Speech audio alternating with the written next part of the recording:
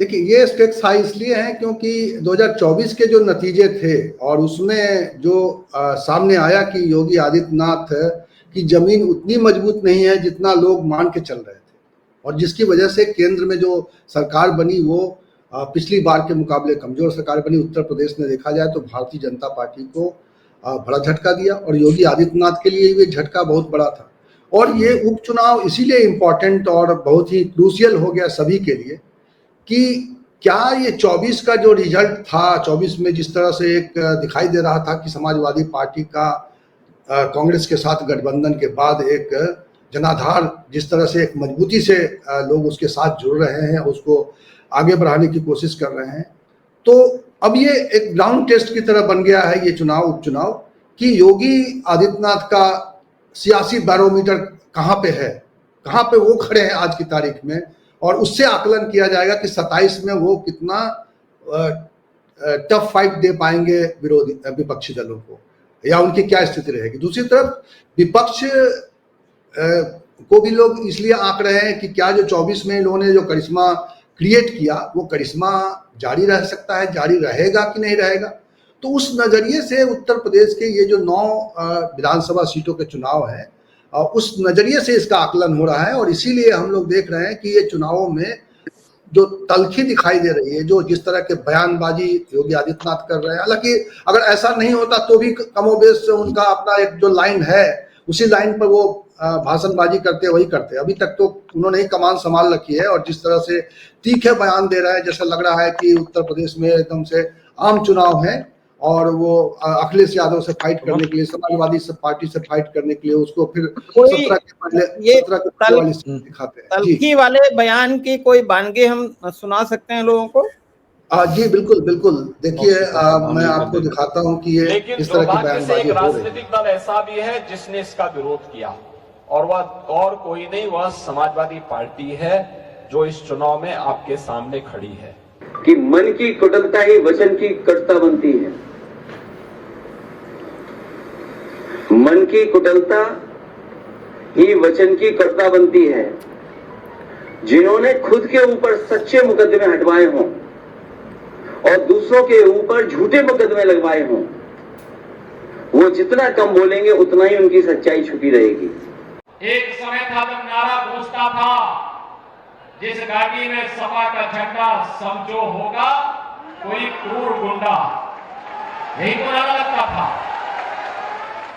और आज एक नारा जनता जनार्दन के मुंह से लगता है, निकलता है कि जहां दिखाई दे सफाई, वहां बिटिया, वहां घबराई।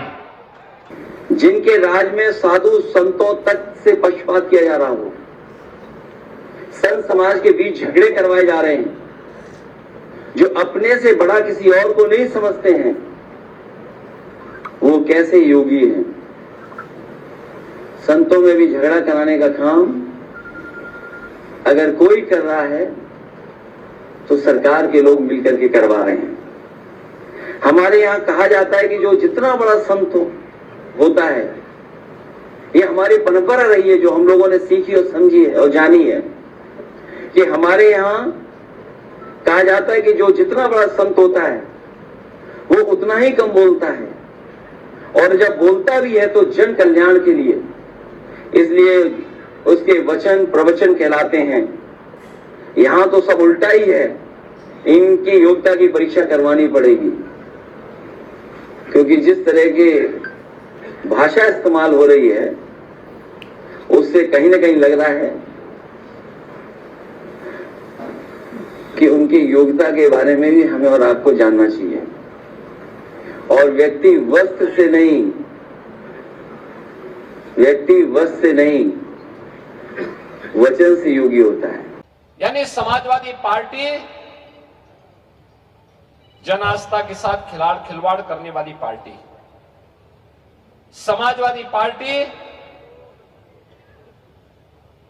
जन सुरक्षा के साथ खिलवाड़ करने वाली पार्टी, समाजवादी पार्टी बेटी और बहन की सुरक्षा के साथ खिलवाड़ करने वाली पार्टी, समाजवादी पार्टी नौजवानों के भविष्य के साथ खिलवाड़ करने वाली पार्टी।